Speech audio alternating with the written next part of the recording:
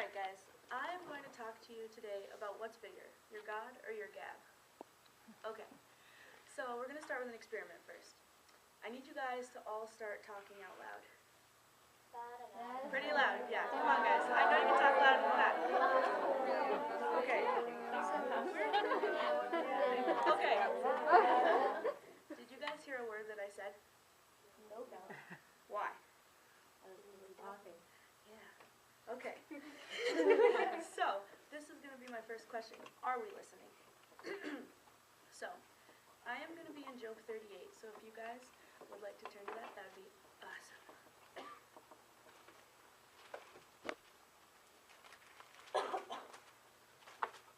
Okay, I'm going to start reading in verse 4, and then we're going to go on from there, because this is talking about how big our God is, and I think that's really important to start understanding. So let's start reading. All right, verse 4. Where were you when I laid the foundations of the earth? Tell me if you have understanding. Who determined its measurement? Surely you know. Or who stretched the line upon it? On what were its bases sunk? Or who laid its cornerstone? When the morning stars sang together and all the sons of God shouted for joy? Or who shut in the sea with doors when it burst out of the womb? When I made clouds its garment, and thick darkness its swaddling band, and prescribed limits for it, and set bars and doors, and said, Thus far shall you come, and no further, and here shall your proud ways be stayed. Have you commanded the morning since your day began, and caused the dawn to know its place, that it might take hold of the skirts of the earth, and the wicked be shaken out of it? It is changed like clay under the steel, and its features stand out like a garment. From the wicked their light is withheld, and their uplifted arm is broken. Have you entered into the springs of the sea, or walked in the recesses of the deep? Have the gates of death been revealed to you, or have you seen the gates of deep darkness? Have you comprehended the expanse of the earth? Declare this if you know it all. Where is the way of dwelling light, and where is the place of darkness, that you may take it to its territory, and that you may discern the path to its home? Okay, so here we've just read that God is pretty big. I mean, he created the foundations of the earth.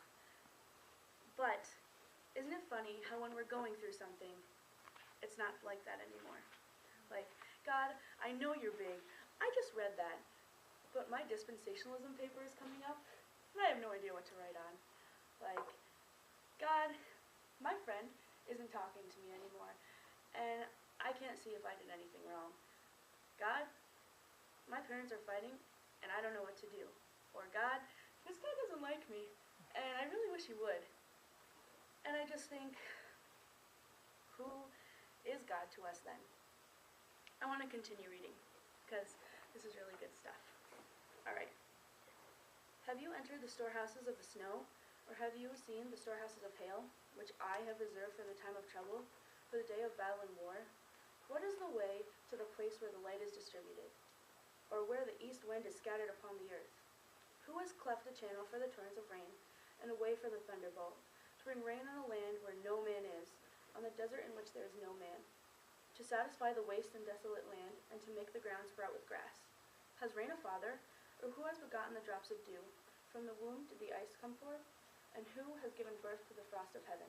The waters have become hard like stone, and the face of the deep is frozen. Can you bind the chains of Pleiades, or loose the cords of Orion? Can you lead forth the Mizrath in their season, or can you guide the bear with its children? And I just thought, wow, guys, like, God is so big. And then there's us. In Job 40, 3 through 5, God shows us how small we are.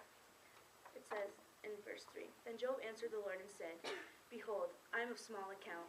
What shall I answer you? I shall lay my hand on my mouth. I have spoken once, and I will not answer twice, but I proceed no further. And these verses just hit me so hard. It was like, Sarah, shut up. Like, you need to start listening. And I was talking to a friend about this, and she's like, trying to like get it in my head. And she's like, when was the time that you felt small?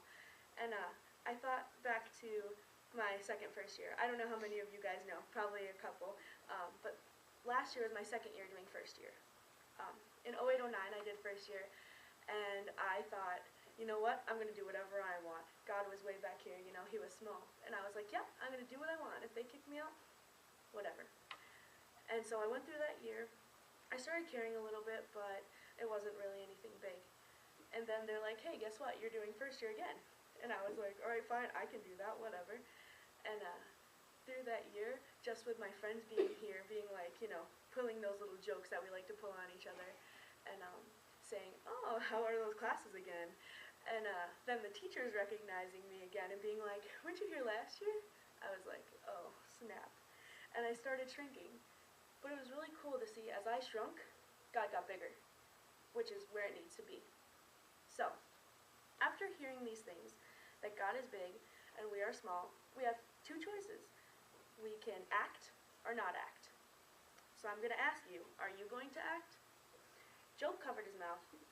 He decided that there were no words that he could say to God to change things. So, he covered it. And I think he finally got it. Job finally realized that saying things weren't going to work. We can't change what's going to happen, and we can't make things happen. And I think we fail to listen to him. We continue going on our day, reading these things, knowing God is big, and yet saying, God, okay, like, I know you're big, but again, my hermeneutics quiz, God, what was that about? Like, I studied, and I still don't get it. Like, God, my roommates, they're so annoying. I don't know what to do.